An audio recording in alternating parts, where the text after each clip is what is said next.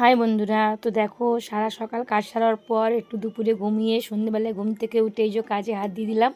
এটা মেয়ের অফিসের একটা টার্সেল হচ্ছে ওনার, তো টার্সেল করতে বসে গেলাম। তো এদিকে পাখিও পড়তে দিয়ে চলে এসেছে, ওর খিদে পেয়ে গেছে।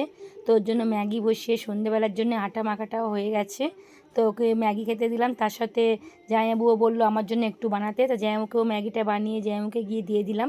তো দুজনকে ম্যাগি দেওয়ার পরে শাশুড়ির জন্য একটু মুড়ি দেবো। তো শাশুড়ি সন্ধ্যেবেলা একটু শুধু মুড়ি খায়, তো শাশুড়ি মা এখানে বসে আছে, আমি শাশুড়িকে মুড়িটাও দিয়ে দিলাম।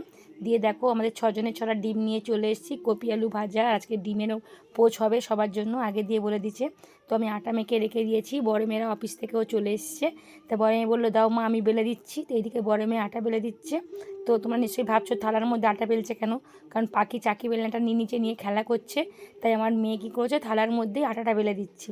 তো ঝটপট করে গরম গরম রুটি, আর এদিকে দেখো ভাজাটাও বসিয়ে দিয়েছি, আজকে রাত্রিরের খাওয়া। তো ভাজাটা বসিয়ে আর ডিম পোচ করিনি, এটা গরম গরম খাওয়ার সময় করে দেবো। তো আজকে এখানে